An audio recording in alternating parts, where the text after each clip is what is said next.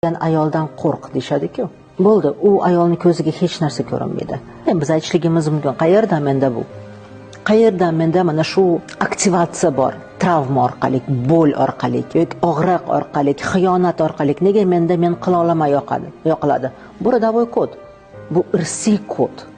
Bizda ayollar qachon o'zini harakatga tushirishgan? Aynan razrusheniyadan keyin. Ungacha sabr qilib yurishgan, chidashgan, ko'nikishgan, nima bo'lsa xo'p bo'ladi deyishgan, xafa bo'lsa ham xo'p bo'ladi, boshqa bo'lsa ham xo'p bo'ladi. Lekin bir kun emas, bir kun bundan charchashgan. Sababini qidirishmagan. Nega men terpilaman? Nega men ko'nikaman?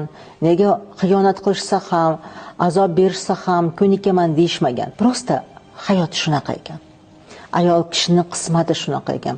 Ayol shunaqa yaralgan ekan. Ayol bunaqa yaralgan emas, o'rtoqlar. Ishoninglar, ayollar bunaqa yaralgan emas. Ayollar biz o'zimizni o'zimiz bugun obessenivать qilyapmiz.